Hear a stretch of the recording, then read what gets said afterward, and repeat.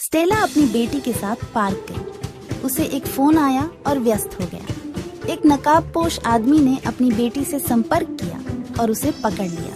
Stella सिर्फ अपहरणकर्ता की एक झलक देख सकती थी। उसने तुरंत डिटेक्टिव मेहुल को बुलाया। मेहुल घटनास्थल पर पहुंचे और स्टेला ने पूरी घटना का वर्णन किया। मेहुल ने 4 संदिग्धों की पहचान की।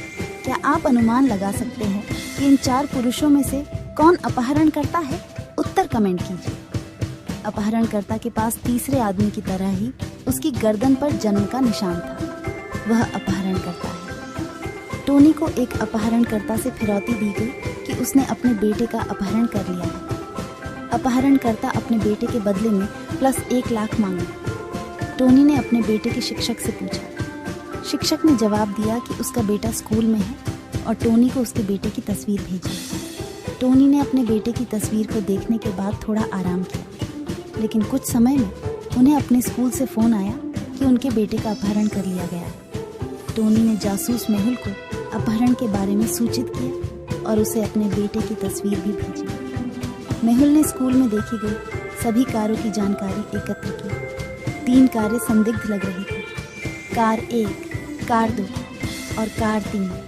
इन 3 कारों को देखते हुए क्या आप अनुमान लगा सकते हैं कि अपहरण के लिए किस कार का उपयोग किया गया था?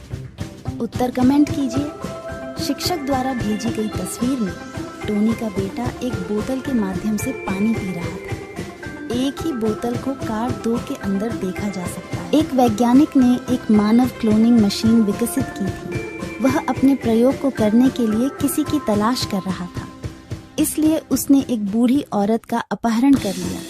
वह उसे अपनी प्रयोगशाला में ले गया और उसे अपनी क्लोनिंग मशीन के अंदर डाल दिया।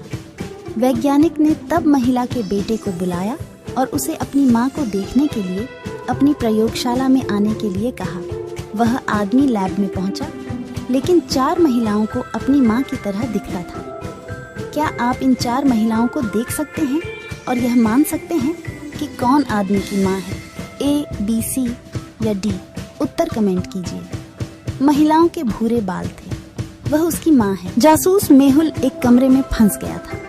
उसके सामने 3 दरवाजे थे।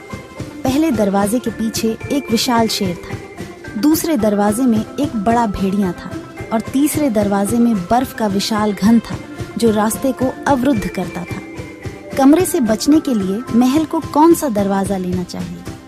उत्तर कमेंट कीजिए। 1, 2, 3। कमरे 3 में बर्फ कुछ समय में पिघल जाएगी, जिसके बाद मेहुल आसानी से वहां से बच सकता है। जासूस मेहुल एक चोर का अनुसरण कर रहा था। चोर एक पुराने महल के अंदर चला गया। मेहुल ने उसका पीछा किया और एक बम, एक रस्सी और एक लकड़ी की छड़ी मिली। उसने सभी वस्तुओं को उठाया और चोर की तलाश में आगे बराच गया। बाद में वह 3 दरवाजों पर आया। पहले दरवाजे में उसके अंदर आग लगी थी, दूसरे दरवाजे में इसके प्रवेश पर लोहे की छड़ें थी और तीसरे दरवाजे में अंदर की मोटी बर्फ की छड़ें थी। चोर को खोजने के लिए मेहुल कौन सा दरवाजा चुनेंगे? 1, 2 या 3? उत्तर कमेंट कीजिए। मेहुल पहले दरवाजे से बम को रोशन करेगा और उसे तीसरे दरवाजे के अंदर फेंक देगा। बम विस्फोट करेगा और सभी बर्फ को तोड़ देगा। अब मेहुल तीसरे दरवाजे से आगे बढ़ सकता है।